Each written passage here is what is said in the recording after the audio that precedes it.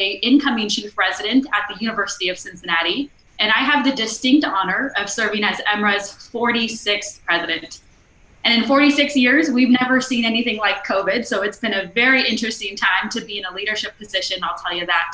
But I am so grateful for all of you to join us tonight. And with that, I'd like to turn it over to my co-moderator, Nihal. Hey there, everyone. I'm Nihal Naik. I'm a second-year resident at the George Washington University in Washington, D.C., and I'm your immediate past president for today, for the first time, from SAEM RAMS, which is the Resident and Medical Student Board. I'm equally excited about this phenomenal panel we have here today, people with a broad range of backgrounds who are now chairs. And let's see how we can potentially become one today. So we're going to introduce first Dr. Gabe Kellen. He's the founding EM chair since 1993 at Johns Hopkins. He's the EM physician-in-chief at Hopkins, along with as a professor of critical care and anesthesiology. He's on the Johns Hopkins Office of Critical Event Preparedness and Response, CPAR. And he also has an appointment to the Johns Hopkins Office of Health Policy and Management.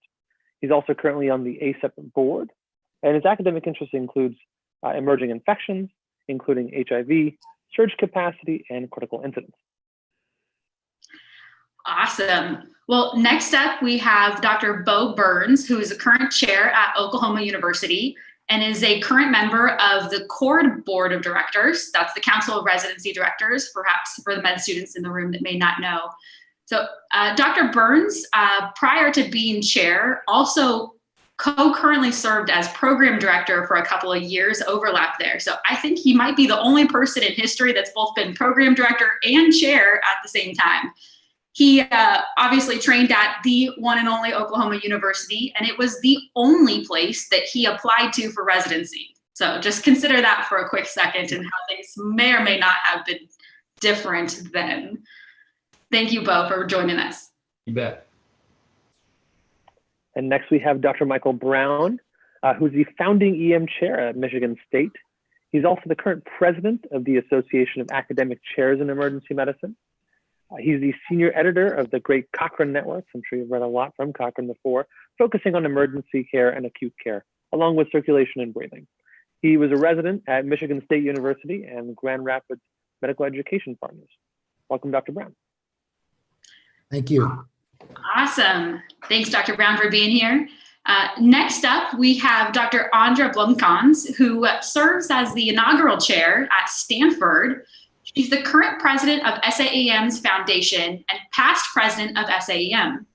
Now, prior to being chair at a couple different places, she actually served as program director at my institution, University of Cincinnati, where she was a chief resident and trained. So I'm very excited personally to have her join us today. So thank you so much for being here.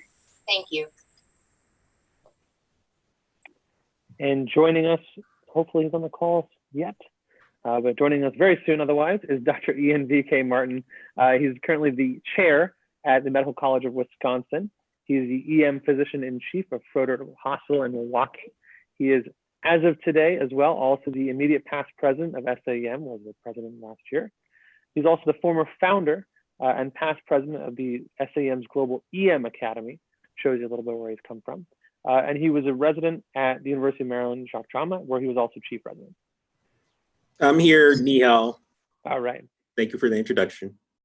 Glad to have you, Dr. Martin. Thank you. Last but certainly not least is Dr. Angela Mills, who's the inaugural chair at Columbia and is a current member of SAEM's board of directors. She trained Ken, and I'm going to just stop right there for a second because I have a lot more to do for Dr. Mills in terms of her introduction. So before we begin, I just want to give a couple of ground rules for how tonight's going to go. First and foremost, you have to have a drink. It doesn't have to be alcoholic, but we are here to have cocktails with chairs. So thank you, chairs, for whatever you're drinking tonight and for joining us. So with that, for this next part, I would like to have everybody turn on their cameras. If you're a participant and comfortable doing that, some of the things that have happened recently with COVID is that we just see less of each other, or at least the latter half of our faces are often covered. So I think now's a great time to see everybody in person in a virtual setting. So with that, I'd like to start the panel off by first giving a huge round of applause virtually to Dr. Angela Mills, because she has been named EMRA's first Chair of the Year. So if everybody could raise their glass to Angela, virtual cheers. All right, cheers, Dr. Mills. So why was Dr. Mills selected for this award? Well, it's very obvious to me and pretty much anybody that knows her, but I figured that it would be better to hear from the people that work for her as to why she is so incredible. So I have a couple of quotes that I just like to say very briefly. The first is from one of her residents, Cleavon, who describes her as down-to-earth, transparent, approachable, always providing opportunity for others to grow, and promoting diversity in every sense of the word. A quote from one of her vice chairs, Dr. Dan Egan, says this, and honestly, it brought tears to my eyes, so hopefully I can get through this. Dr. Angela Mills is undoubtedly the perfect first recipient of this award. As her vice chair for the last 2 years, I've witnessed and benefited truly from her authentic leadership. She encompasses the attributes that we read about in textbooks and that we aspire to achieve in our own careers. Dr. Mills leads by example. She's trustworthy, transparent, honest, and empathetic. We all dream of working with someone who has it all, outstanding clinically, aware of our operational needs, passionate about trainees, obviously, and a loving, devoted mother, a true academic physician and leader. Emergency medicine at Columbia has been transformed because of her for a number of different ways, but I think Dan Egan says it best when he says, I know I am a better leader because of her, and I hope to bring what she's taught me to the rest of my career. So thank you, Dr. Mills, for being an incredible leader and an incredible chair. All right.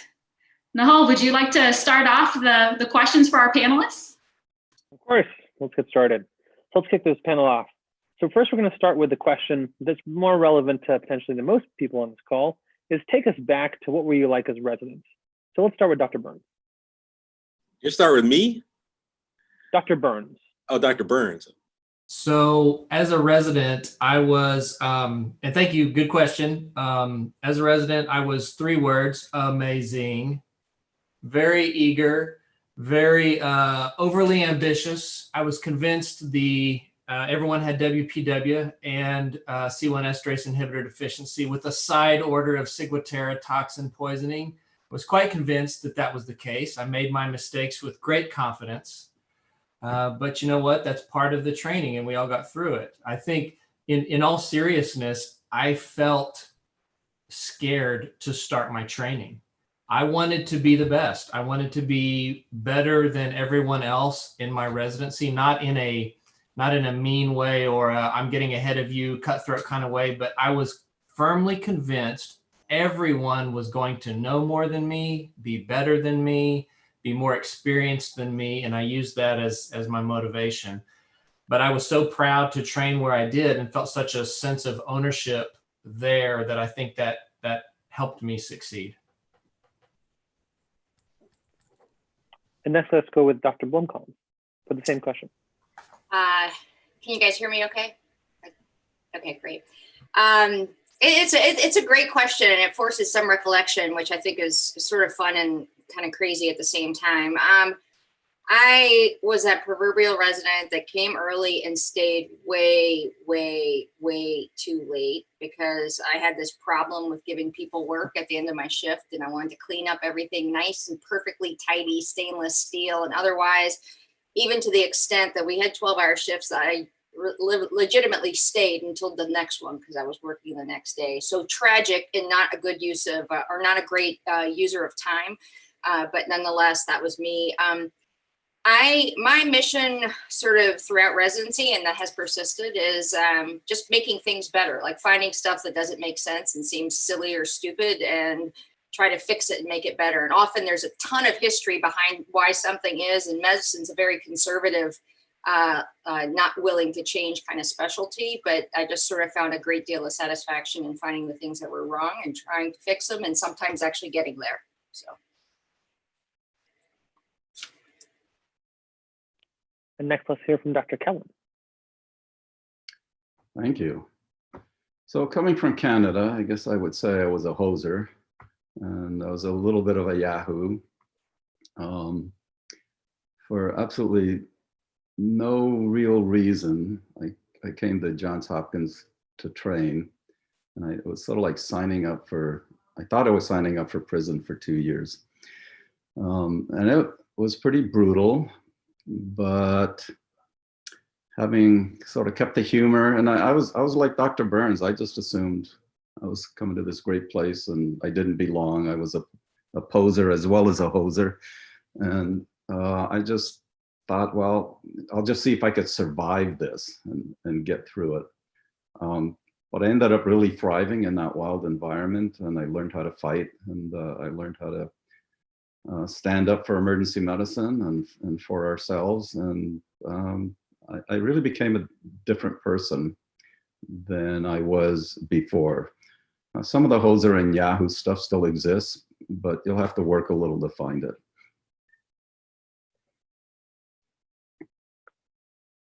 Next, can we hear from Dr. Martin? Yeah, I think this is a great question too, Dr. Nate. Let's see. So I was a non-traditional resident before it was popular to be a non-traditional trainee. I spent a few years as a school teacher before I even went to medical school. So I was a little bit older than my counterparts. And to add to that gap, I was an EMIM resident, which meant I was stuck around for a really, really long time while many of my colleagues went on to do other things. Some things never change. I was a perfectionist then and still haven't shaken that bad habit. I was a workaholic, but really, really had a great passion for what I did as a resident. And, you know, when I trained, which I think the first 3 years of my training was sort of pre-duty hour restrictions. And then the last couple of years were under the new rules. And that was a time sort of where the whole hospital ran completely on the backs of the residents. And I just remember that sense of like importance that I felt as a resident, where literally we knew like the University of Maryland couldn't run if the residents didn't come any day, and took great pride in that and all. So I left residency saying it's the best experience I never want to have again. That's a quote I've heard a lot from many people who've graduated residency. Can we next hear from Dr. Mills? Thanks, everybody. I originally thought I was going to be a surgeon, so started out in surgical residency. So I was definitely very happy to become emergency medicine resident when I matched into EM. You know, I guess I think this is it's a great question, but maybe a little tough. But I think, you know, sometimes when I look at my children, I think, you know, who they were really young, they still are as they're becoming, you know, as they're teenagers now. I think same thing, like who we were as residents does, a lot of it carries on with you. But I think if you ask my colleagues, my co-residents, they would say I was approachable. I was very responsible, attention to detail. You know, I pretty much had made friends with, you know, all of the nurses, all of the unit assistants, those kind of, you know, everybody in the department. So, I was also a big foodie. So even though I'm very much on the introverted side, I was the one everyone would ask where to go to eat or what restaurant or what movie to go see. So I tried to also keep the well-being of the class and try to do some social events as well. And Dr. Brown. Yeah. Well, I asked my wife that question once it was posed, and she came up with the same word I did, as serious, which I was very serious as a resident, especially the first year. And I had the similar inferiority complex as Bo and Gabe mentioned. I really felt like everyone else around me knew more. And that really bothered me. And so I really thrived on my peers, and I'm still to this day impressed with a few of my fellow residents and how much they helped me grow and develop, you know, during that time. Although we had great mentors, you know, faculty as well, it was the peer-to-peer learning that really, I think, you know, sort of drove the advancement. And I I had one goal. I wanted to be an excellent physician when I was done and be able to handle anything. And that was, I felt really proud of that when I was done and wanted to go out and use those skills. So that was me. Yeah, so that's pretty incredible. I think the things that stand out to me that you all said were that, one, many of you struggled with imposter syndrome, though probably not even named at the time. You all described an incredible work ethic that got you obviously to where you are today. But a couple other things that I heard was introvert, which I love, because as someone that doesn't consider themselves an extrovert, believe it or not, that's great to hear that you can be chair as an introvert, and you can have teenagers as a chair. So thank you for sharing that with Dr. Mills. Really, I think the question at this point is, as residents are getting more and more attuned to the business side of emergency medicine and the future of our specialty and where it sits in sort of the landscape of things, I think it's becoming more and more common for residents to think, is chair in my future? But that's scary to think about so early in training. I'm curious if all of you could share a little bit about, like, what was that moment where you realized, I think I want this? And Dr. Mills, if you wouldn't mind starting. Sure. Maybe mine came a little later, certainly was not as a resident. I guess I've always had or gravitated to leadership positions. So I was a chief resident, as you are, Hannah. And then I could say the first half of my career really was more in clinical research. And then at some point after I got promoted, I was asked to be the medical director. And I had kind of asked, like, well, why? I really haven't done any operations things. Why would you think I'd be good at this? And I got well, you're great clinically. All the nurses love you. You listen to everyone. It was more innate characteristics and not so much the experience. And so then I went down the leadership pathway there, and I really live by that quote of that you should work harder on yourself than you do on your job, because I think there's a lot to just whether it's leadership growth, et cetera. So I've spent a lot of time doing that and reflecting on figuring out how I can be a better leader, a better person. And then it just came to a point where I was a vice chair, and I felt like I wasn't able to continue growing or doing the things that I thought would be beneficial. So that's pretty much when I became a chair, or decided to become a chair, and the opportunities were available at that point. So. Awesome. What about you, Dr. Martin? Great question again. Let's see. So I started out my career. So I came full circle. I went to Duke undergrad, and my first faculty job was at Duke. And at that time, I definitely didn't have any plans to become a chair. I was content to be a great clinical educator of residents and students. And then I got recruited away about 5 years into my tenure as a faculty member over to UNC. And if you look at my CV, like, all of a sudden, it's sort of this hockey puck where my productivity as a faculty member really went up. There's papers and invited presentations and funding. And that inflection point was when I went to UNC, but really what happened at that point is I found great mentors. And I think mentorship is like a really, really important key, at least it's been to me in my success. While I was at UNC, I got a number of small leadership opportunities, and you'll find that if you say yes to those and you do a great job, people will give you bigger leadership opportunities.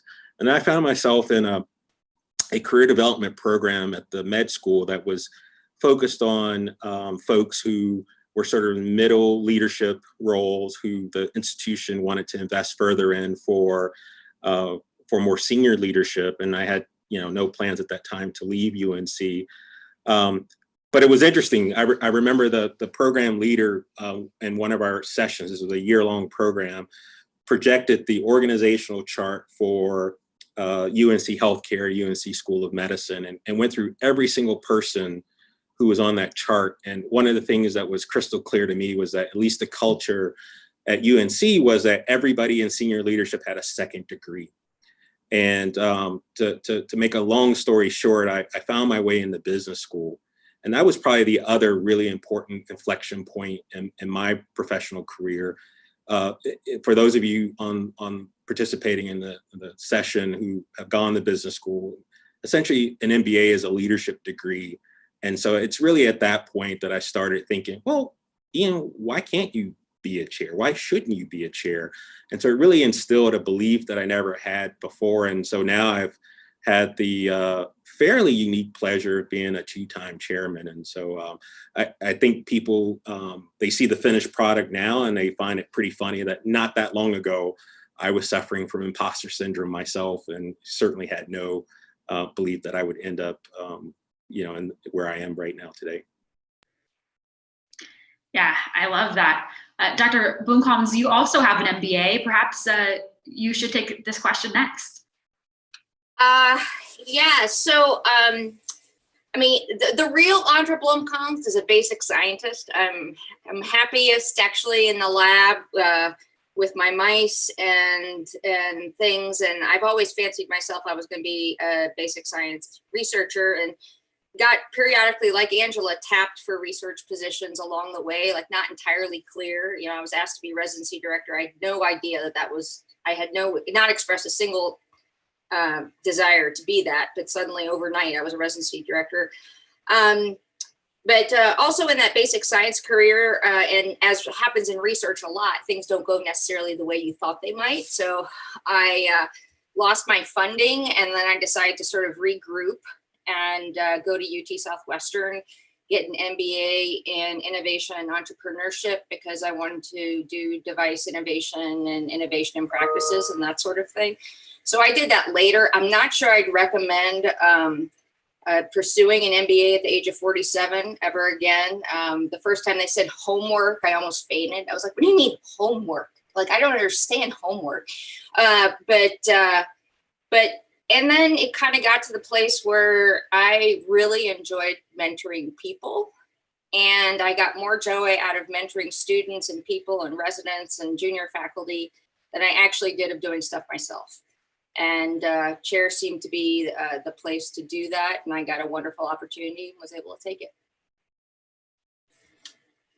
Yeah, so definitely a different way to get there, but similar to others in some senses. Dr. Kellen, would you be willing to share your role? Yeah, so I graduated before second degrees were invented. So I really tried hard not to be a serious person, but I guess like Oedipus, you can't quite escape your fate. And towards the end of residency, I remember thinking, as maybe some of you do, oh, please God, if you'll only make me a residency director, I'll never want for anything beyond that. And when I graduated, there were only like 4 faculty. One of them was the director and the 3 of us, and no one else was interested in education but me. So I became the residency director. But I discovered I did have a research bent at the same time. So I appointed myself research director of this tiny little nowhere department. And for those of you who may or may not know the history, back then we were so dissed, you can't believe it. I mean, it was just pretty ugly. And I didn't realize that when I first went into emergency medicine. I just went into it because it seemed like a fun Yahoo type of thing to do. And it really concentrated my mind that I didn't want to be part of a dissed type of discipline. And I just like really focused on doing whatever my role could be to bring this specialty into ascendancy. And about 7, 8 years into this dual role, my director left. And I'd never intended to be a director or a chair, because it looked to me like they did the dullest hard work that had no rewards whatsoever. But I was faced with a choice when the director left. I was really, really torn. If they brought in somebody else who wanted to take the department in a different direction, then whatever relationship I had with the director at the time and the way I saw what needed to be done, I found that astoundingly threatening. And so I threw my hat in the ring, initially unintentionally, but really that was my sole motivation. I didn't want to have another boss who took that department and emergency medicine in a different direction than I had already worked, for better or worse, for the previous 7-8 years. So I threw my hat in the ring, and I did become a chair. And it is radically different than what I had done before, but, and we'll probably get into this, astoundingly rewarding. I mean, I just can't describe how rewarding this journey has been. Excellent. Well, we are getting a ton of questions in the chat. So for the sake of time and other questions, perhaps we'll move on to the next one, because I think, Dr. Kellen, you raise a great point of just, you wanted to be the person that really saw your department through, and you put your hat there almost because you felt the need to do it. And that's like really exciting to hear as an early resident. So Nahal, would you be willing to take us to our next questions that we'll get to that further? Sure. Yeah, I know for the last question, every single one of these chairs really wanted to advance emergency medicine, and know all of us here want to as well. So let's start with the next question. So as the rest of us on this call who are EM physicians in training all come from various different backgrounds and potentially various different interests in emergency medicine, and may not even know what a chair does. So quick different question is, what's the most exciting thing you did this week as a chair in these very odd times we live in? Dr. Blomkamp, let's start with you. Wow, most exciting thing this week. Well, I'm not really, I don't like to self-inflate stuff, so I have to, but I'm super happy about the fact I just got notice of $1.2 million in research funding for COVID-related research in the emergency department. So yeah, and I just put myself out there, so it just happened. So sorry, I don't mean to brag or whatever, but I'm just super happy about it, and it makes things feel better here for a while. So no, don't apologize for that. One, humble brag, and two, that's incredible. We as residents want to know, like, what should we expect in the role of chair? What are the things that you do? So, and we're here to celebrate your successes. So please, we want to hear all of those things. Dr. Brown, I want to hear what's the most interesting thing you did this week as a chair. Well, one of the really nice things about being a chair is you do have some discretion in terms of what you do academically. And at least my deans have given me a lot of leeway. And that is really a fun part of the job. So for a while I was, editor and the Annals board, and now I think we're going to talk about it later, but now I'm a senior editor for Cochrane. And that was definitely the highlight of the week. I worked pretty hard this week with people in the UK primarily, but across the world they're struggling like the rest of the world is to try to get the evidence together for COVID. And, there's a lot of ongoing studies. It's hard to synthesize the evidence when there's really not much there, but we're sort of trying to tee everything up so that once some of these trials start to be reporting their data, we will be ready to synthesize that for the end users. And that gives me a lot of satisfaction. So I've been working with the team to prioritize which rapid reviews we should do, which ones are really important to the clinicians out there in the trenches. That's really good to hear, especially in these times. Dr. Burns, any thoughts about this? You asked during budget renewal season, so it hasn't been a super exciting week for us. I will say one of the things there's a couple of things I'm proud about, and you have to think about, what is the role of the chair? And I like to tell people that our role is to advocate for everyone, to help them succeed, right? To produce optimum circumstances to where everyone in the department succeeds. So this week, what that looks like for me is picking up 161 N95 masks to deliver to my faculty and residents so that everyone gets a brand new mask for every shift. And it's never thought that I would say that was a really exciting thing, but sometimes excitement is just doing the right thing and taking care of your people. In addition, I was able to secure some more funding for some non-clinical teaching time for 2 of my APDs. And the way things are looking financially right now, that was difficult. That was difficult to do, and that's something that I'm proud of. But again, like the other comments, that's our job, is to advocate for our people and stand up for our team.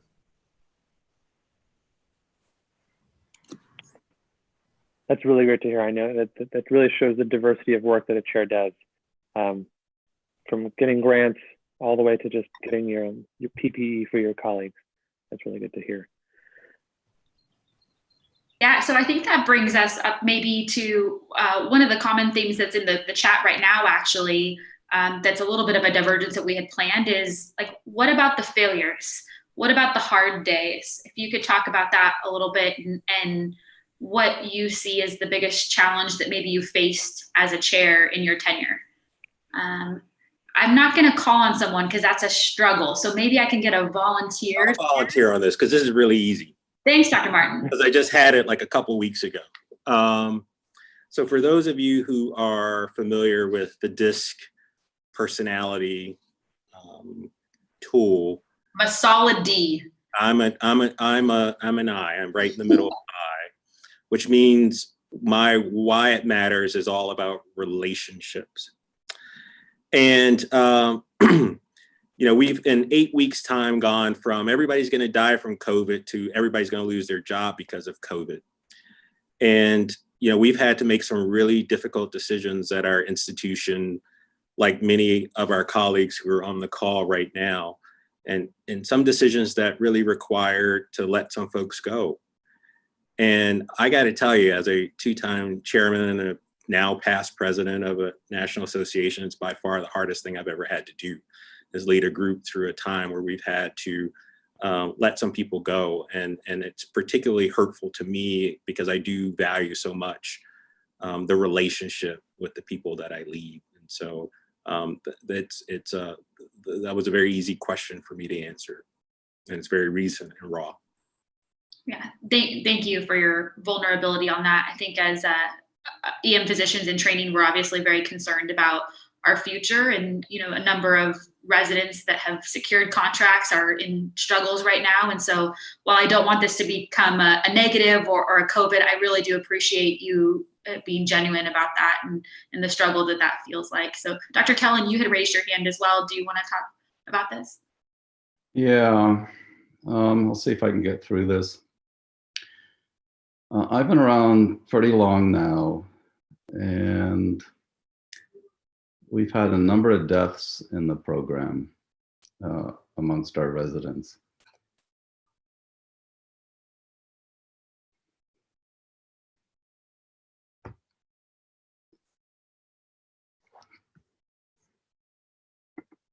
We might have lost you, Gabe.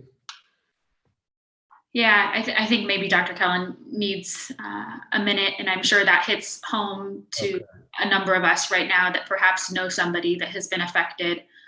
So we'll give him a second to come back.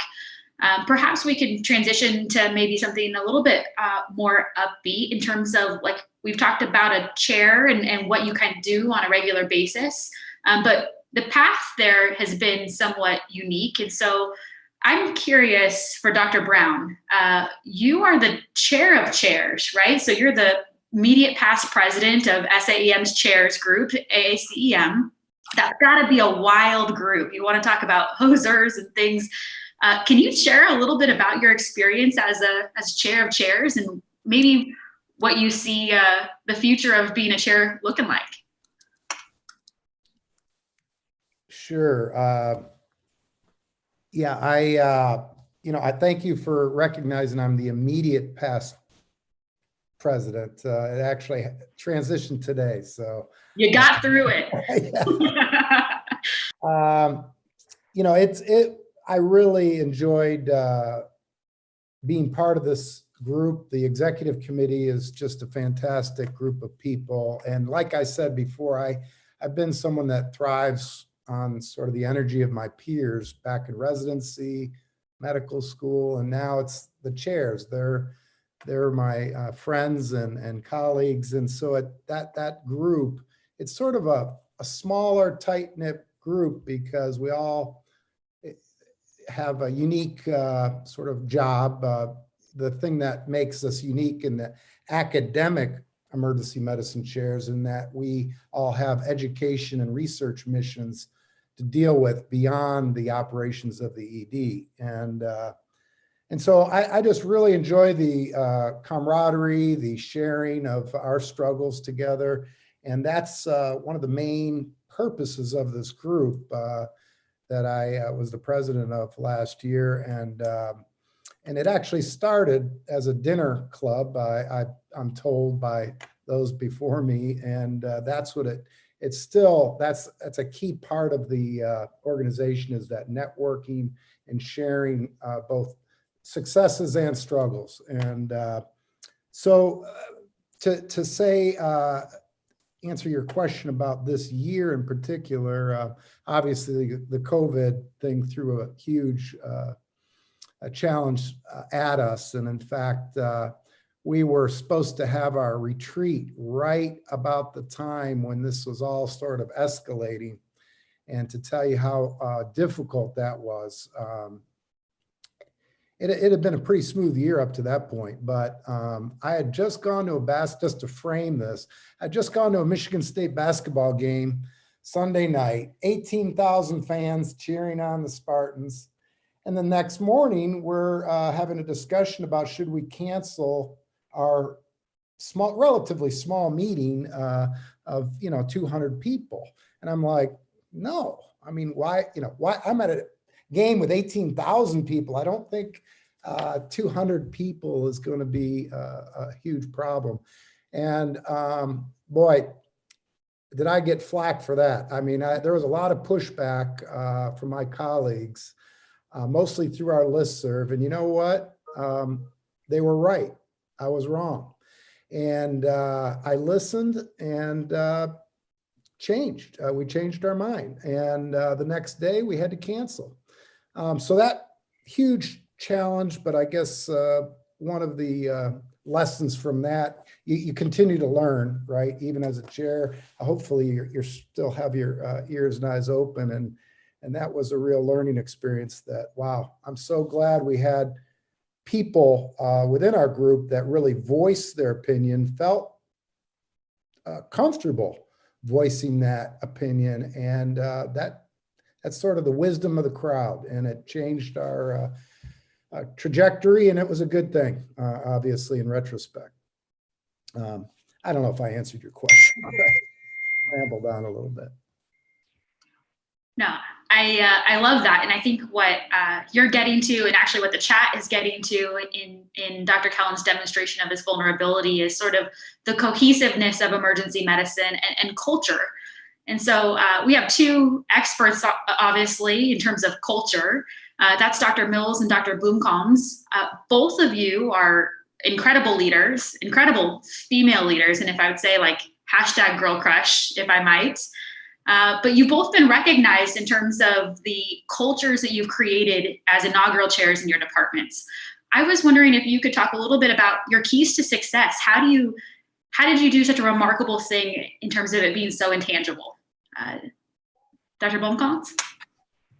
Well, it's very interesting because, I trained at one of the oldest programs, Cincinnati, as you know, and then to go to, and then to go to another new program, which was UT Southwestern, and then to go to even a newer department, which was Stanford. It was very interesting because you get to see the development of emergency medicine over time. And that emergency medicine is 50 years old, roughly, but in some places it's 5. And to try to show people on campus what real emergency medicine is, because there's always going to be a ton of people who say, oh, I practiced emergency medicine as some other specialty, and I know how that goes, and emergency physicians, it shouldn't be a specialty. And it's like, good grief, like how do you put that together? And what I phrased recently that seems to resonate is, okay, guys, well, we're talking about admissions and things. If you consult dermatology and they say that rash, you didn't know what it was, is X and treat it with Y, Or if that patient is pre-op and has cardiac issues and needs a cath to cardiology, you say, okay, well, they'll go to cath before. Why is it that when our specialty calls to consult or admit, there's some question that that's the right thing to do? That's our specialty. And that's left people fairly quiet and they haven't responded yet. But the notion that we have to claim our specialty is what it is, in a way that that sometimes isn't as obvious when you come from a place that's had emergency medicine for a long time. And it's hard work. It's really hard work, but it's very rewarding work.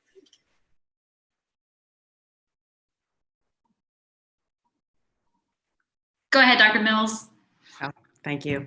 I guess very similar to Dr. Blumkow's, I came from a program that had a very established department for decades, and then went to a new program, a new department that, while it was a very renowned institution with very big giants in all of the other specialties, it was a brand new academic Department of Emergency Medicine just a little over 2 years ago.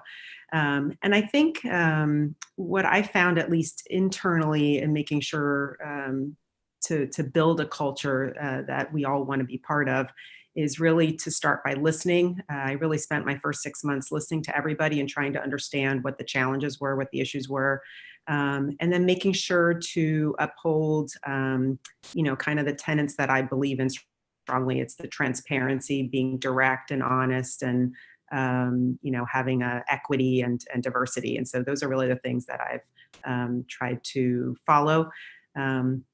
And then I would say, I think the last thing also is this concept of radical candor. I don't know if any of you have read the book by Kim Scott, or there's a TED Talk, which is a perfect, 12-minute kind of TED Talk, but really talks about being direct with people, but also obviously making sure that you do it with compassion, right? So being able to have compassionate discussions with people, make sure that you understand how people are really feeling, being empathic, but also holding people accountable and being direct. So I think, and taking it day by day and learning every day. So trying to improve every day. That's really good to hear. And I think some of the big things, topics you brought up, is where you all came from into coming to these roles, as it was a challenge being at maybe large institutions with large foundational support. But we do want to field a question that kind of helped challenge this idea from Veer Singh. Could any of the chairs comment on the importance of a pedigree on road to leadership in emergency medicine? Did anyone come from newer EM programs, or just face an uphill battle at a foundation, creating a foundational network in a place that may not have the existing departmental links or the existing foundation of an academic program? Well, I could speak to that. I would consider, I came from a non-quote academic institution. So Michigan State was my home through medical school. And we went out into different communities for our, clinical training. And then, long story short, is, I ended up at a community hospital that had it was more of a teaching hospital, but certainly not an classic academic institution. But they were passionate about education, and we had a leader. She was a woman, Gwen Hoffman. Some of you may remember, but she ended up, I think, being the first female president of ABEM.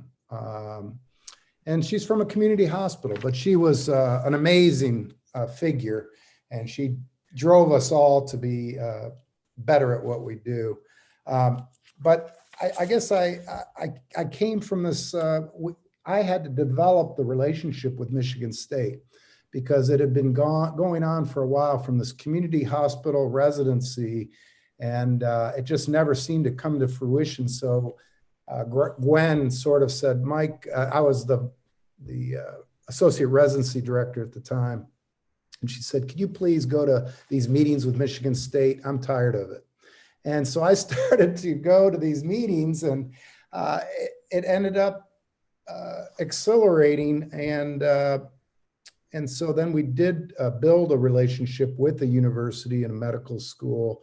And that's how I became the chair, because we didn't have an academic department of emergency medicine at Michigan State until 2013.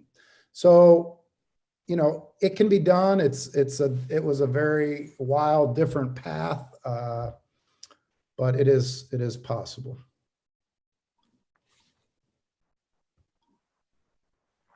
Okay.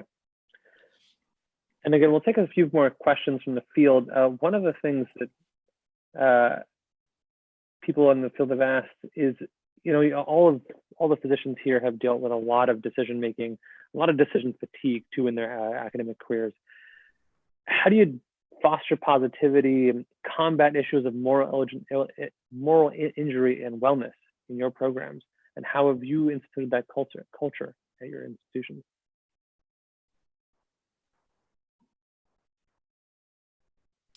I can start off if that's okay with the group. I think the one thing that I would really advocate for, especially for the students and the residents on the call right now, thinking about, you know, what is your pedigree or what is your trajectory or what decisions are you going to make now that lead to potentially being a chair in the future? And I would say gravitate towards leadership, not administration, because those are two different things. At the hardest times, the most stressful times, that's when people are going to be looking at you the most in terms of developing followers and your followership quotient, as it's called, right? It's important to be a leader, but we need to also have, you know, demonstrate behaviors and decision-making and express characteristics that are going to draw people to us, right? That's how you make, you know, that's how you instill a culture.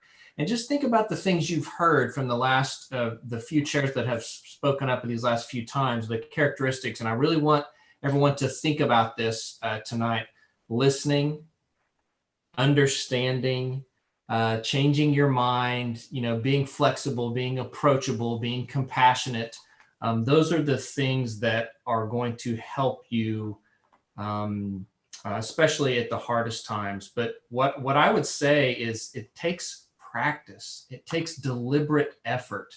You can't go out and play golf once a year and expect to be good at it or good at your short game. You need to practice, because practice makes permanent. Practice doesn't make perfect. Practice makes permanent. It takes deliberate effort and energy and focus to develop some of these skills.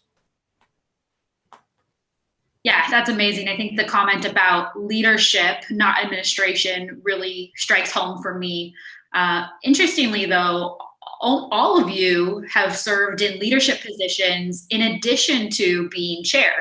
Dr. Burns on the CORD board, Dr. Kellen on ASEP's board, Dr. Mills and Dr. Martin on SAEM's board.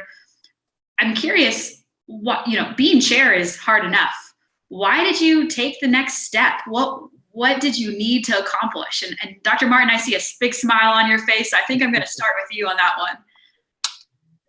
Well, I think serendipity plays a huge role in success, and certainly if it were as simple as planning out on a calendar how I would do my leadership roles, I wouldn't have planned to be doing chair and president of the society at the same time. But having said that, I do think there are some real, that brings some value to the position of president of SAEM. Today is an exciting day for me. While it's sort of sad to sort of see the coffin going into the ground of my presidency, it's been a great year, but I do look forward to getting back to just having one job, and the job of leading my department here. So I say all that to say, like, I would imagine the others will chime in and say that no one really plans this out. It's just sort of, I think an important part of leadership is being the person who is the one who raises his or her hands when there's a time of need. And so these things aren't, in my opinion, planned out to that sort of granular detail. And maybe add to this. Yes, please. All of us, so I think we have to admit, all of us have egos, and most of us as chairs do like a certain amount of recognition, if not outright limelight. And so we're drawn to these positions where you could actually fail spectacularly and the whole world is watching you. but you need to show that you in fact can lead. But there's a second parallel process. You want to make a difference. You have this view or outright vision and you want to enact it. And the only way to do it is to aspire to these leadership positions. And these secondary gains that I just talked about, like ego and being in the limelight, are secondary, but you're really putting yourself out there in a very, very big way because everybody's judging you, but you have a purpose and you stick to it. I love that, Gabe. Because Mike, if I could add my thoughts on this, you know, one reason is, and I wouldn't have never guessed that I'd be more involved in professional organizations if you had asked me, you know, as a resident. But I've grown to really appreciate the networks that I've developed. The networks, again, I'm going back to that, those peers and friendships and professional colleagues. I wouldn't be chair if it weren't for those network opportunities. So I developed, maybe it was more important to me since I didn't have that academic sort of milieu that a traditional, you know, university classic department has. And so these networks I developed around the country were critical in my sort of professional development, and it fed into scholarship in multiple ways, both at SAEM and ASEP. And so it's a little bit, for me, it's also a payback. You know, it's like, hey, these organizations did so much for me. I want to give back. So that's my sort of answer to that. Love that. Anyone else want to comment? All right, Nahal. Okay. And just to round out in our last 6 minutes of this hour, we want to end on a good note to think about your legacy for the future. Looking on a few years from now, what do you hope your legacy will be to not just your department, but to current EM residents and incoming, potentially upcoming EM residents who are in your department, or maybe in your department? And this one, I want everyone to answer the question this time. Whoever wants to take a stab at it first. What's your legacy going to be for residents? Well, I'll go first since my colleagues are being shy. So I would say I would like my legacy to be that I did my best, I gave it my all, and I tried to make a difference. I like that. I've heard in terms of mentorship, you've got to think about, you need to have someone that you look up to and that is mentoring you, but you also need to think about someone who's you're mentoring to come behind you. And I think that's my goal, is to do just like Dr. Martin said, do my very best, leave everything out on the table. And then when I ride off into the proverbial Oklahoma sunset, everything just goes on and gets better. It's the same trajectory. It's just, it goes on without me and everything's just fine. My legacy will be that the medical community at large finally realizes that emergency medicine runs everything.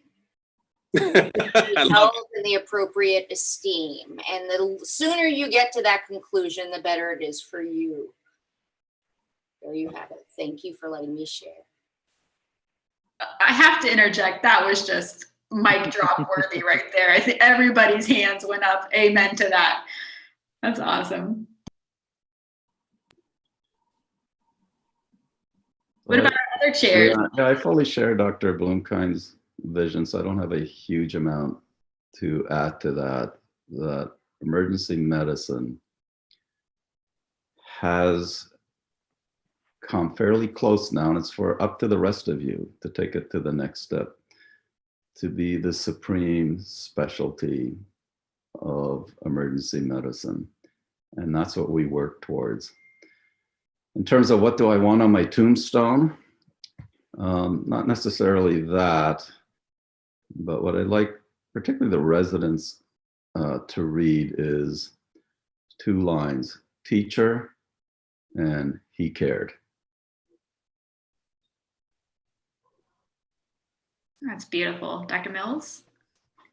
Yeah, you know, being that we have a brand new academic department, I think I would say that the legacy would be that I helped to build and grow and maintain a place where people wanted to work, felt included, you know, were able to teach, to learn, to become leaders so that everyone's advancing and going off and doing wonderful things. And that it's a place where we maintain values.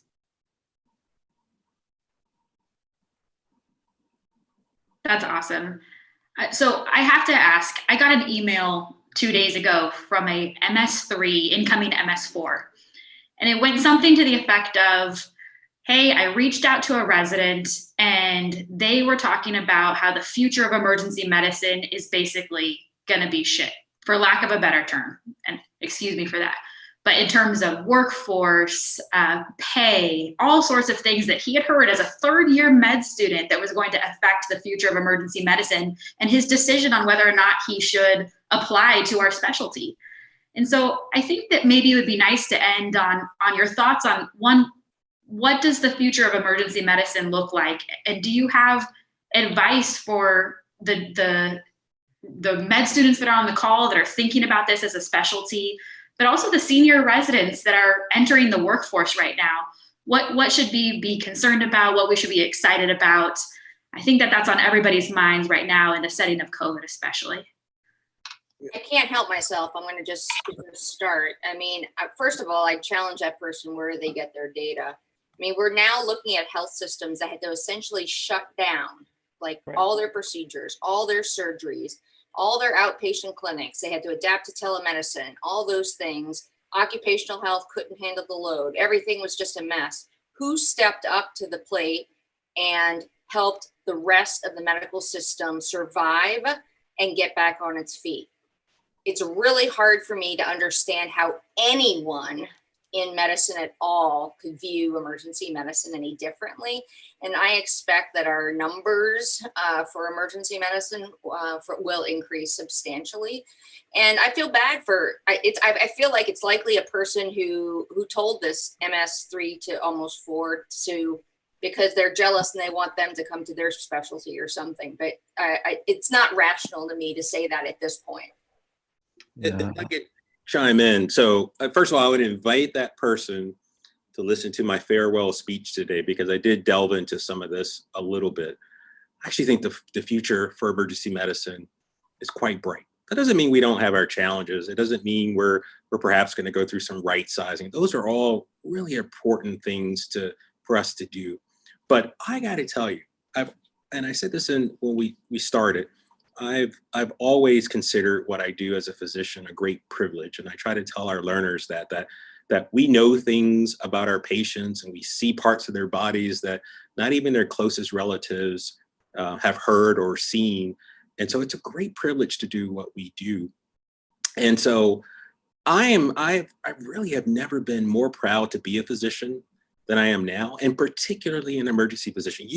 All of us on this call know that every day we're the heroes of the health system and we're the heroes for our patients. What's been really fun, and we've had little fun during the last 8 weeks, but what's been really fun to see is that everybody else in the world is now seeing what we know we do every day. So I am quite hopeful for the future. And I think it's a great time to be an emergency physician. So Dr. Martin, I'm really impressed that you would sit down with this person and give them your time of day. This is somebody who wants to navel gaze, what's in it for me, woe is me, as opposed to someone who sees the future and wants to contribute. So wherever any of us leave off, emergency medicine can transform. We're really locked into the vision of what emergency medicine could be. It really, truly can be the be-all, end-all specialty if we think differently.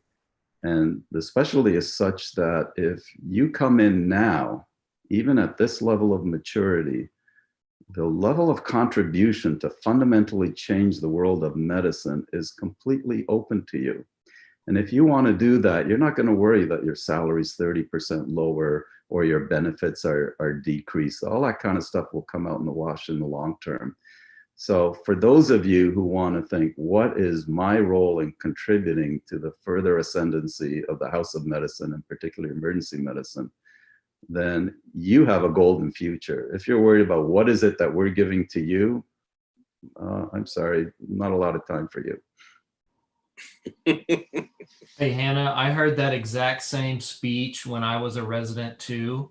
That's been kind of out there for a long time. And I guess I'm a slow learner. I'm still here. I love what we do. I didn't choose emergency medicine. It chose me, right?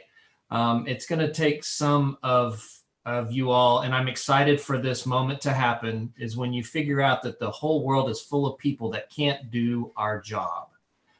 So stand up and be proud of it and embrace it. Choose wisely the voice that you listen to. If it's negative, if it's cynical, and it is so prevalent in our culture right now, be careful how you let it enter your brain. You've only got one headspace to live in, so let's try to make it as positive and pleasant as we can.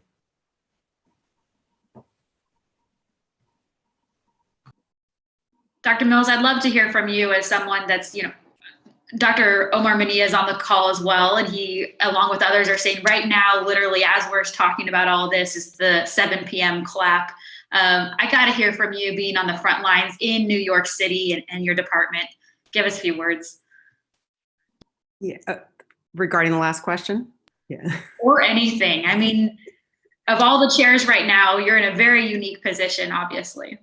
Yeah, I mean, it's been a really tough few months, I'll say, for a lot of different reasons. But I will echo what my other colleagues have said tonight, is that I think now more than ever, emergency medicine has stepped up and is actually getting the recognition that we've always deserved and that we know, but we're okay not getting it, because that's why we went into this, right? We went into it to do the right thing and care for patients 24/7, 365, no matter what, And I think people are recognizing that. And not only that, but I think when you start looking around, so many of our colleagues now are becoming deans and becoming administrators in health in hospitals and things like that, which I think maybe hasn't been that way traditionally for emergency medicine. So I do think in the House of Medicine, EM is getting its due and recognizing that we do understand the way the health system works, right? We see things from every single patient, every disease, every department. We know how to collaborate. We know how to advocate. We know how to listen. We have all those skills, and I think it's being recognized. I'll just throw my few words in there. I advise a lot of students, and if I'm really honest with them, brutally honest, and try to make sure they understand that this is a difficult job. It's chaotic, it's messy, but it's meaningful. And those students that are really looking for a meaningful job, not a cakewalk, those are the ones we want to come to emergency medicine. And I would tell that same student who brought these issues up that really make sure this is right for him or her, because I think if they're not ready for those challenges, then they probably should go elsewhere. Pathology.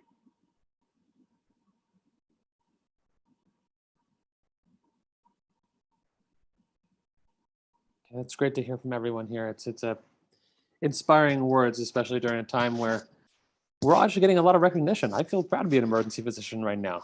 That's right, Nihal. You should. I always have, but I never felt any better about it. It's been a great decision so far. So we'll end on a really positive note here. What really brings you joy each week, each month, both as an EM chair and as an emergency physician? I think it's an easy question to answer for all of us. But we want to hear a little bit more from your wisdom.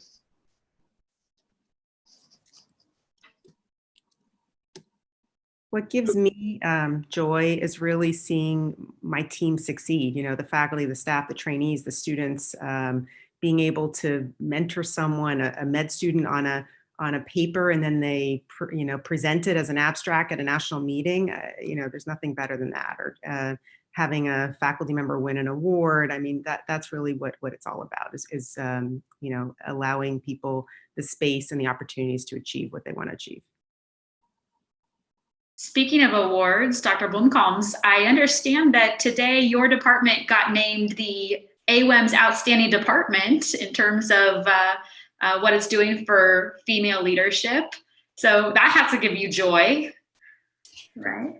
Yeah, it does. And the thing is, I didn't think we were ready for it. And when my faculty members approached me and said, let's nominate ourselves for this award, I said, I think there's a lot more work to do, and I don't think we're ready. Maybe next year. And they sort of behind my back wrote my letter and then asked me at the last minute to put my signature to it, which meant a lot to me.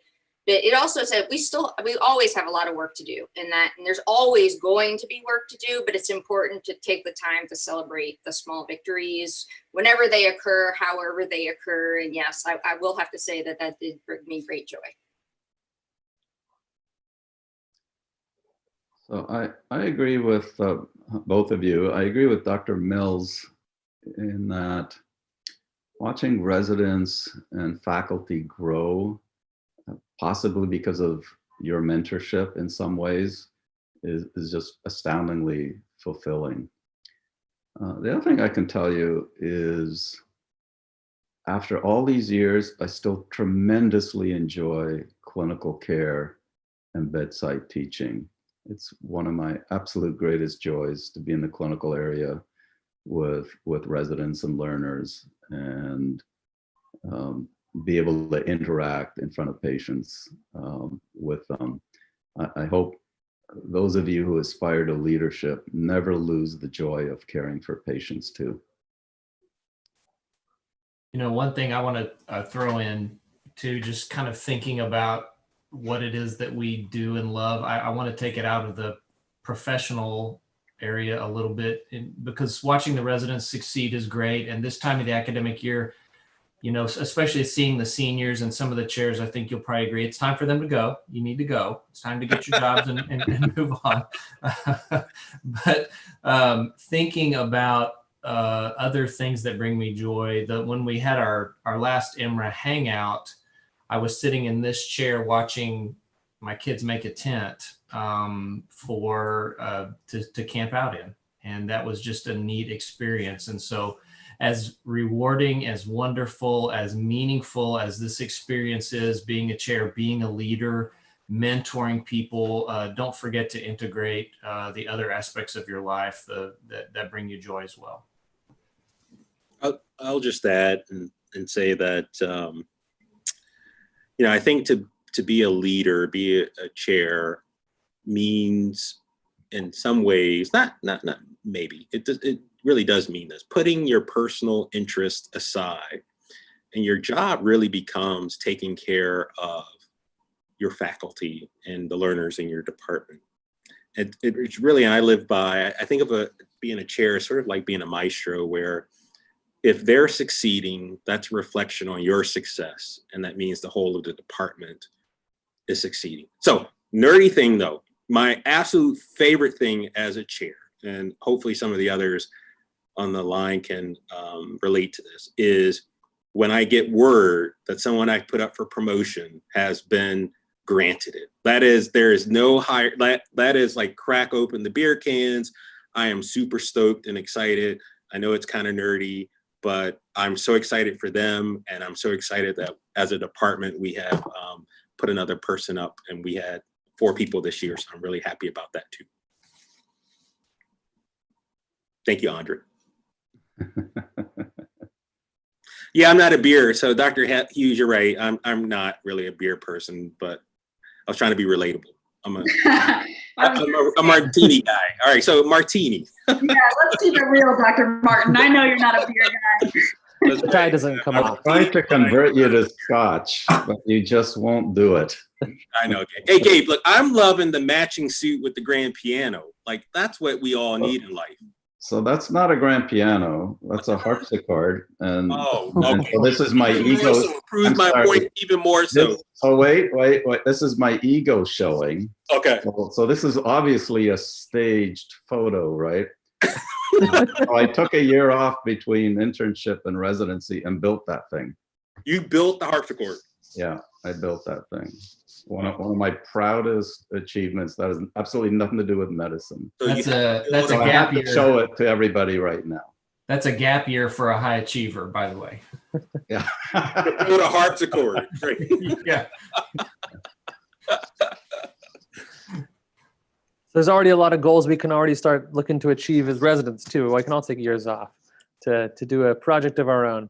I really appreciate some of the goals and joys you have because I know that there are things you are pushing each day, but there's something that each of us can do right now. And that's really good to hear that career development starts every day. Yeah, so we are, believe it or not, out of time for the very first portion of this, but it's going to get so much better because there's a ton of questions that have come through the chat and just not enough time to ask them in this setting. So we've arranged for small groups for each of you to join all of our chairs. So how is this going to work? You're going to do absolutely nothing other than maybe refill your drink. But since we're not coming back to this room, I wanted to just take a moment and on behalf of EMRA and SAEM RAMS, we wanted to thank all of our panelists, all of our chairs for joining us today. So if we could give a virtual snap or round of applause to each of them for their vulnerability, their intimacy, and their time. But the thank yous don't stop there because this could not have happened without EMRA and SAEM staff, especially Holly and Kathy. So thank you both. And Melissa. And of course, Melissa. Thank you, Dr. Martin. Yeah. All of them, truly. This is a group effort. And I think the thing that I personally am hoping that everybody takes away from today is one, it doesn't matter if chair is in your future or not, but the moment to make ourselves better is now.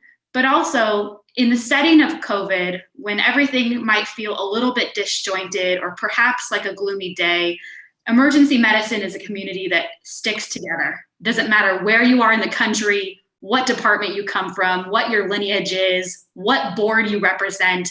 We are all one big EM family. And so thank you all for this, but don't go away because we're going to automatically transport you into a small group so you can keep talking with chairs on an individual basis. So cheers to all of you. We'll see you in small groups. Dr. Nate, this is awesome.